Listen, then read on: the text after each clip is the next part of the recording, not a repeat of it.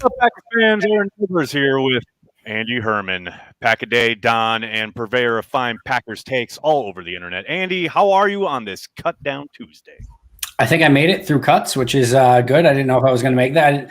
The predictions until I randomly got a punter trade. Good. How are you?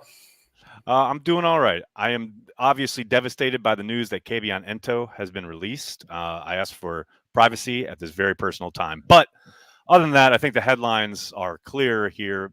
I think the major headline of the day is probably not even a release or the trade for a punter, although we'll get to that, obviously. But it's David Bakhtiari going on or remaining on PUP, meaning that he will not be available for the first 6 weeks of this season.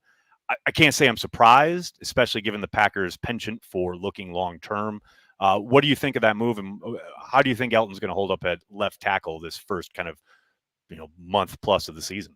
Yeah, I think the second part of that question is a lot easier, right? I think Elton's been great wherever he's been put, and I think he's going to hold down the fort with no concern, which probably made that decision a whole heck of a lot easier for Green Bay.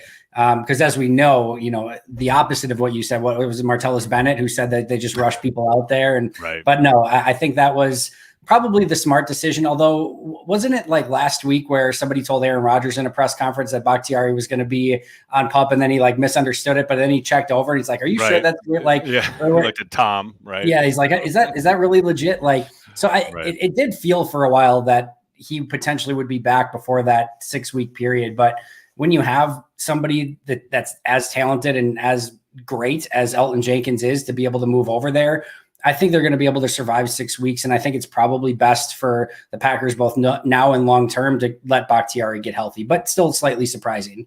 A little bit. Thanks to everybody in the comments section, everyone on YouTube, Facebook, Twitter. You can send in your questions in the chat. Kyle starting us off with a super chat, and we'll just dive right into it here. Kyle asks, bigger surprise, Braden being cut or Hansen making it? To me, I would say Hansen making it. What say you? 100% agree.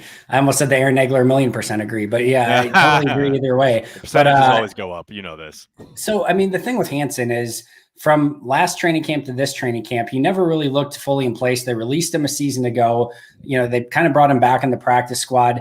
It was a complete, nondescript would be a pleasant way of saying yeah, a pleasant way of saying it. And then he had kind of the rough game, didn't snap the ball for Jordan Love, had a couple of snafus against the Bills. There's literally nothing. And this just, again, goes to show you how much we know, but there's literally nothing in the world that would have led me to believe that Jake Hansen was going to be on this roster. Ben Braden is surprising, but once a player loses in that potential starting battle, and then you can kind of get into the numbers and who's younger and things like that, that can always happen. But Hansen really, really came out of nowhere. Yeah, especially given what we saw out in Buffalo. I just didn't think there was something there to warrant putting him on the 53, but who knows? Hey, he might not even survive the next 24 hours. Maybe they put in a waiver claim on somebody and jettison him at that point. I made the Kabion Ento joke earlier, but what do you think about some of these safeties being released, probably being brought back on the practice squad, whether it's Gaines, Uphoff, what have you, but Yidam making it, the trade with the Giants, I thought for sure, yes, change of scenery. You saw in Buffalo what a close to a liability he can be in coverage. Is this strictly special teams? Is that the idea there? Do you think? I think it has to be. I think that and Kabion's struggles with tackling certainly plays a part there as well.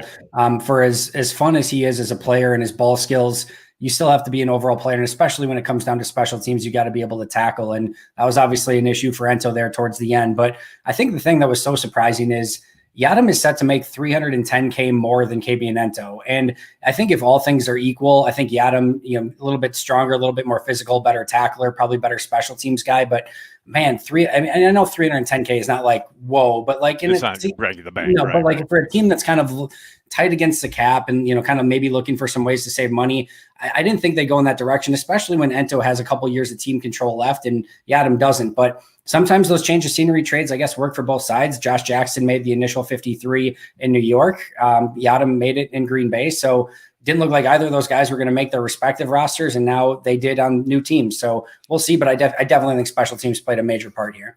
Das is Was with a super chat. Thanks, buddy. Is Jenkins already the best lineman on the roster? Well, I'm going to say technically yes, because David Bakhtiari isn't technically on the roster at the moment. That's my weasel way out of that. You said it. That's how I'm gonna go with that one. How bad is Z hurt, Ryan? All we know is what Matt has said is that he's in jeopardy for week 1. And it's interesting. Speaking of Z possibly missing, I wonder if that at all drove the decision of keeping Chauncey Rivers around. And I know they're not comparable as play style, but you're just having another edge, a guy who, I tell you what, Rivers, what a story. The fact that the Packers plucked him off of waivers, 25 days ago, it's clearly shown some pass rush ability, some ability on teams. I mean, with Z being a question mark, especially there week 1, I think it makes sense. I'm really happy for him, and I think he can help the Packers. But what a story just to have this guy basically come into camp, got to get up to speed right away. I mean, you got to think that's a Milt Hendrickson find, right? From Baltimore.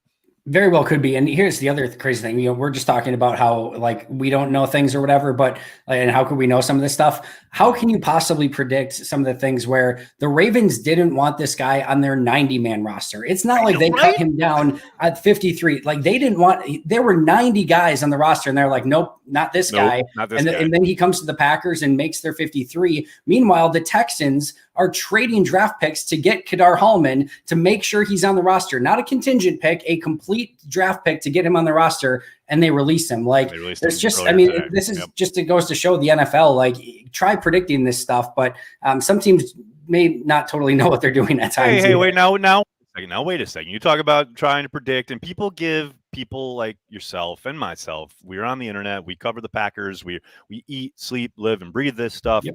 And so do we make predictions at times, or we get asked our opinion and we say things at times, and people love to point out when we're wrong. So I'm going to point out 2 feathers in some caps this afternoon.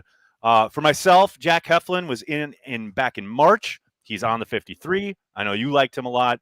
Yep. But for you, feather in the cap, you knew the punter was coming. You called this how long ago? Look at you. It was a week ago, and I wish I could say I had some, crystal ball or some premonition that this was going to happen. This was literally the Rams had 2 good punters and the Packers did not. And sometimes you just did simple math. Yes, divide by 2.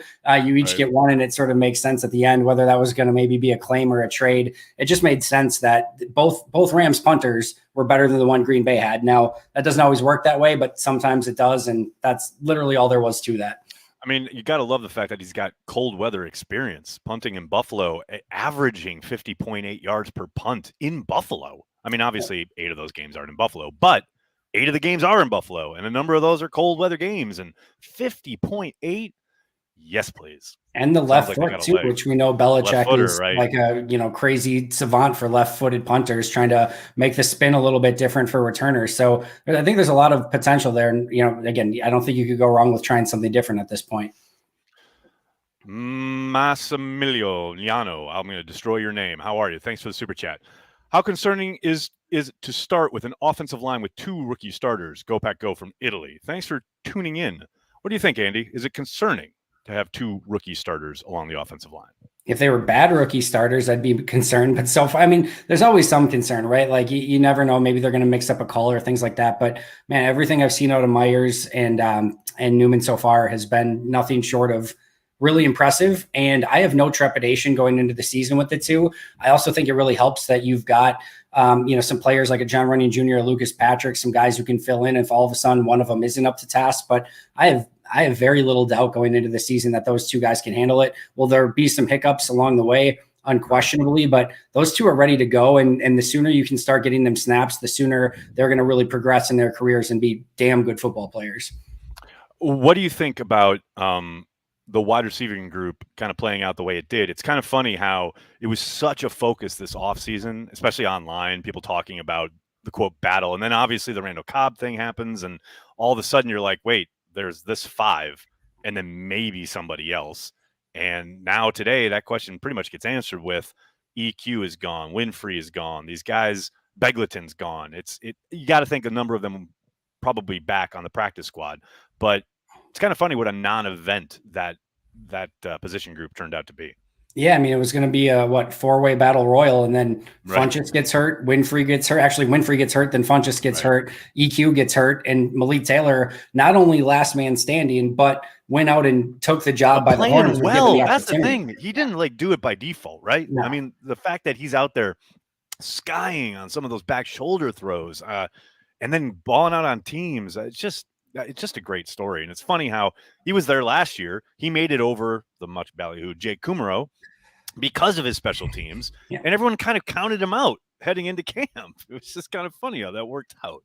Where are your, like, obviously, again, as you know, this is not like the final 53. There's as Brian Gutekunst would aptly say, this is a 365-day a year roster building process. But when you look at kind of this potential initial 53, where are your concerns or just kind of maybe trepidations right now, if there are any? I think it's interesting that they only went with 4 safeties. Yeah. I do think, like I said a little bit ago, I think there's a good chance we see Uphoff and Gaines back on the practice squad, especially now because of the fact that you have maneuverability to bring guys up a couple of times. It's almost, it's not a 53, but it's like a 56, 57 almost, with the number of ways you can manipulate the roster. Yep. And Brian and the guys did a great job of that last year. To me, though, like, you want that special team kind of oomph, right? You want those bodies on teams. That's the one, the safety going light there, it maybe is a bit of a surprise. But outside of that, I love that they kept Lancaster and Heflin along the D line, because I know online I saw a lot of, well, they could probably move on from Lancaster if they're going to keep Heflin. It's like, Lancaster's done a lot of good work in Green Bay. I understand he's not the most dynamic player, but I like him as a lunch pail guy. He's going to give you quality minutes on early downs. And look, you need to rotate. Man, like, some of the problems the Packers have had up front is because Kenny Clark is having to play like 90% of the snaps.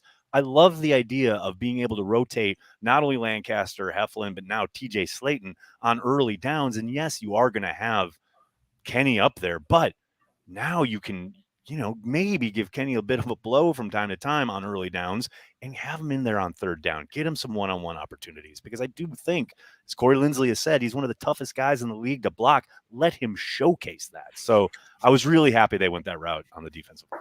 Yeah, when you've got a 17-game season now, and as much work is being done in the trenches, we see teams going more run heavy than maybe we have in the the seasons past. Cyclical nature, right? Absolutely. So I think having that extra guy makes a ton of sense. You can never have enough depth along the line. So I think that makes a ton of sense in hindsight, especially with Lancaster being a little bit banged up right now too. Having that extra guy in there makes sense. The one position that I have some slight concern over is just the depth of the cornerback position. We talked about Yadam. I don't think Shamar's quite ready yet. And then that leaves you with 4, basically, right? So you've got Sullivan, you've got King, you've got Stokes, you've got Jair, with Jair being your alpha.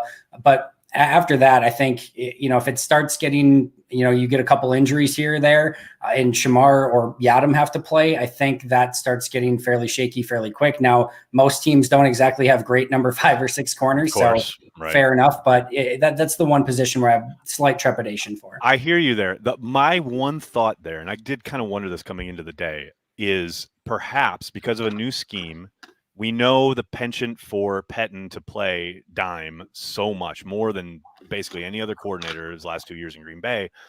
Maybe that's not a thing of the past, but I think we're going to see more inside linebacker on the field as opposed to under Pettine, where it was just one inside backer, lots of safety kind of being replacing. And we saw some of that in camp, where Amos was dropped down. They bring in Black to that deep safety spot. But I do think Campbell and Barnes are going to be on the field a lot more in this scheme, or that's my guess anyway.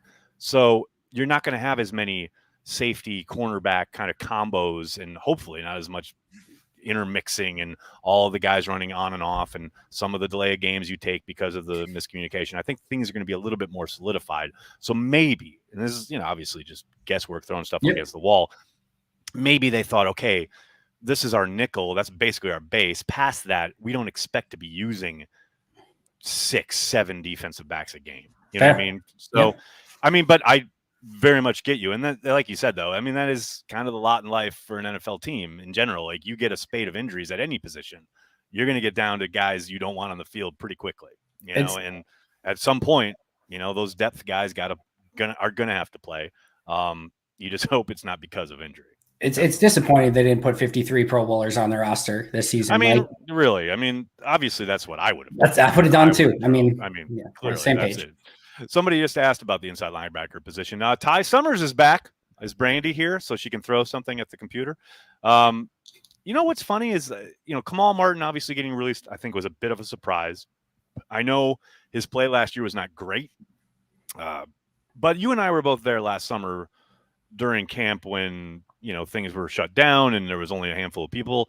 He looked good. I'm not going to say he looked great, but he looked good enough that I thought, sure, are there missteps? Are there issues? Yeah, but I thought I saw enough promise there. Clearly, his play last year was subpar. It was surprising to see him come in behind Ty Summers on the depth chart this summer. Never really climbed. Never really got a chance. That once they tried him at outside backer, you had to think, okay, this is it. Something's wrong. This is desperation time. But that said, I think Campbell's a major improvement over what they had there last year alongside Barnes, no matter who you're throwing out there, whether it's Kirksey or whoever.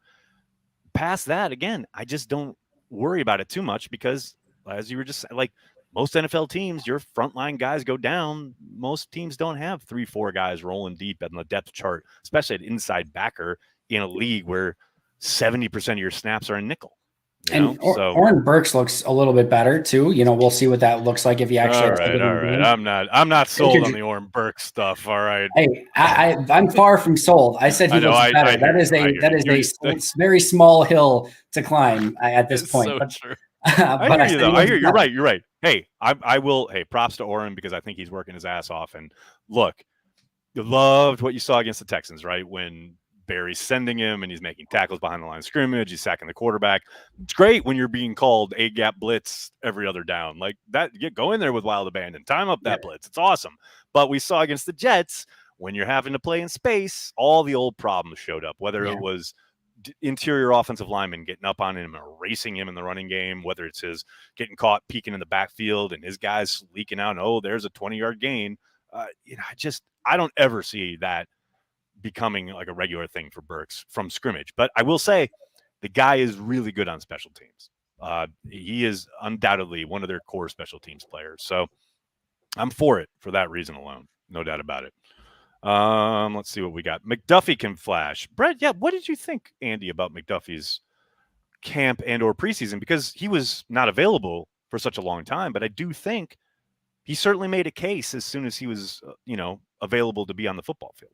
Yeah, that number 3 preseason game certainly helped him a ton. I don't know if it's the classic case of like earning your way on the roster, but that's probably as close to it as it gets. Again, another player who was very nondescript throughout the course of camp, and a lot of that, like you mentioned, was due to injuries, not being able to be out on the field. Even when he came back, and again, you kind of expect this from a guy that just wasn't out there. He's a rookie. Well, it wasn't doing a whole heck of a lot, but when given an opportunity against the Bills game to play a ton of snaps, I thought he was all over the place. I thought he was better than I expected him to be. Agreed. I totally agreed. When they drafted him, I thought great special teams guy. Special teams guy, yep. He's gonna look lost in from scrimmage or basically in this scheme or whatever. Looked a lot better than I thought he was gonna look. I'll say that. I totally agree. Somebody just said Clay Matthews better than Oren Burks. No doubt. I have zero question about it. He's also 100 years old and doesn't play special teams. So, hey, if you want to make special teams worse than it already is, yes, sign Clay Matthews and cut Oren Burks. Great idea. I'm all in on it. Oh, and have him injured by week 3. It's great. How many linebackers did we keep? Well, here's the thing. There's no official roster yet. Of course, because the Packers are always the last team ever in the history of the NFL to announce the actual squad. But also, as we said at the top of the stream, remember, this is an initial 53. Pretty much you want to wait for about 24 hours when we see whoever the waiver claims get put in on, if they make any, because guys who make it today could very well be gone tomorrow. So I would caution anyone thinking about, this is the roster, because we are not there yet. TKM, good to see you at your post, buddy. Thanks for the super chat. Great to see you guys. Love you both. How many points does the offense need to average for wins this season, considering the change in defense? Ooh, crystal ball questions. I love these. What do you think, Andy? What do they got to average on offense? I don't care what they need to. They're going to average a crap ton of points. Is I think the biggest thing. Crap ton of points. A metric crap ton of points is what they're going to average. That's the next Cheesehead TV shirt. Crap ton of points. They look better on. I mean, again, better subjective, whatever. It's preseason, right. But like Rodgers looks fantastic. I love their trio of running backs. Randall Cobb adds something at wide receiver. Tonyan looks better. Lewis is Lewis. Like I really, really like this team. The offensive line, you miss out on Corey Linsley for sure. Not having Bakhtiari, I think that is going to have to be a question that's answered kind of early in the season. But I mean, man, Matt LaFleur knows how to get people open, and Aaron Rodgers knows how to manipulate defenses. And when you have Aaron Jones and Devontae Adams on the field at the same time, I mean, it's a literal Sophie's choice, pick your poison for defenses where you just can't do both simultaneously, especially when Rodgers knows what you're trying to do at the snap. They're going to put up a ton of points, and I think it's going to be up to this defense and Joe Barry and Matt LaFleur got his guy. Ultimately, Matt LaFleur, right? Yeah, he got his guy now, so this is his dude. Or at least his second choice, but still. Oh yeah, if you're buying the Badger stuff, no doubt. But who knows? But I still think this defense has talent, and I think they need to live up to it. There's still a ton of resources in both early draft choices and monetary resources that are on this defense, and it's the last dance, Aaron. It's put up or shut up time. It most certainly is the last dance, and I do think they're going to average, I would say, just north of like 34 points a game. That's my expectation. Now, are they going to meet defenses that give them problems? Of course they are. That's the NFL. But as you're saying, I mean, I think we talked about this on the sideline at camp one day where it's just you don't know who to focus on. Like, obviously, you've got Aaron Rodgers, and that's a major problem already, but then you've got Devontae, you've got Aaron Jones. I think Josiah DeGuara is going to be a problem for people. They don't even know it yet. There are so many ways for them to hurt you. And they're going to need to hurt people because that defense is going to take time to gel. And it's not even just, look, they've got a lot of continuity along the coaching front, right? Like, yes, they change coordinators and they're changing schemes, but a lot of the teaching, a lot of the voices are the same. Like whether it's Jerry Montgomery, whether it's Jerry Gray, these guys are the same guys. So there's familiarity there. And we've heard from all the players talking about how the concepts are similar. A lot of the combinations, whether it's, games up front on the defensive line or whether it's combo coverages in the back, a lot of that is similar. So it really does come down to Joe Barry, how he calls a game, what his tendencies are, and how kind of aggressive and or close to Matt's vision they can get sooner rather than later. Because how many times last year do we hear Matt come into, then it was Zoom sessions, and talk about, I just didn't think we were aggressive enough, or I want 11 hats flying to the ball and all that stuff. And you kind of saw it towards the end of the season. Well, now, like you said, Joe's his guy. This is an extension of the head coach. This is supposed to be his imprint on the defensive side. And I do think it'll take some time, and they're going to have to win some shootouts, probably against the better team, offensively minded teams. Yeah. But if there's an offense that can win you games, pile up some W's early in the season while the defense is finding their footing, it's this Green Bay Packers offense. No doubt. I totally agree. And just going back to offense for just a second, of all the players we mentioned, I'm not so sure that Robert Tonyan wasn't the MVP of training camp with how he played throughout the entirety of it. And I'm not being hyperbolic when I say that guy does not drop passes. It's insane. It is. That's the right word for it. It is really spooky. Like anything that's near, it's a black hole, and it just sucks to him. And it's crazy. He was so good in camp. It's kind of ridiculous, actually. Brett says, looking like there's a lot of inexperience along terms of the offensive line. I mean, that's not an incorrect read of the situation, I don't think, but there's a lot of talent there as well.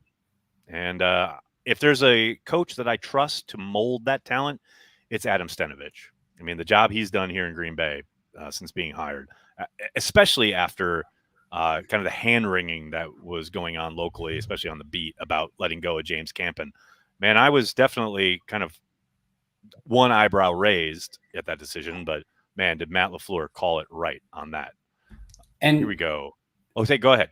I was just going to say really quickly, I'm not sure there's a better part of this organization right now than the front office's ability to find offensive linemen in late rounds Adam Stenovich's ability to develop those offensive linemen and Matt LaFleur's concept of literally just getting the best 5 out on the field with reckless abandon. But it's worked. I'm not saying it's a bad thing. I was just going to say, but it hasn't been just lip service, right? No, you hear that from coaches a lot. It's not the first time I've heard that, but it's the first time I've seen it in practice.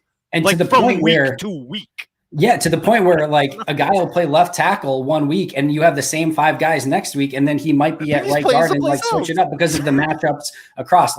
I absolutely love what this organization is doing with the offensive line as a whole. And like I said, I think from top to bottom, then scouts finding the talent to Stenovich developing to LaFleur's philosophy. It's one of the best things going for this organization right now. Very, very, very much agreed. Travis, thanks for the super chat. I don't believe it's the last dance. I'm in the camp that thinks Rodgers is back next year. I think time heals all wounds.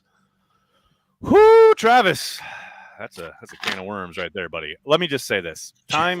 Time might heal all wounds, but time also built up all the wounds that are there. This isn't something that just happened this offseason. That's been coming for a long time.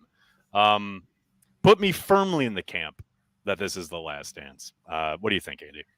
I am there as well, and I'm also firmly in the camp of I have no freaking clue anymore. I would be willing to bet quite a bit that this is the last season of Rodgers in Green Bay, but this river probably has 100 more bends in it that we don't see still coming, and nothing would shock me at this point. Totally agree. All right, Andy, I'm going to get you out of here. I can't thank you enough for hanging out, talking Packers, talking cut down. Let's talk football. We're going to be back doing this every week, buddy, so I hope you're ready. I'm ready. We're going to be talking football every week with Andy Herman, the Don of the Pack a Day podcast, and Packer Report legend, whatever. Man who if you need Packers info, Andy's your dude. Andy, I can't thank you enough for hanging out, talking Packers. Thanks so much. Thanks to everybody in the comments. Thanks for sticking with us, talking Packers. Always appreciate you. Andy, we'll see you on the internet, buddy. Can't wait. Thanks for having me.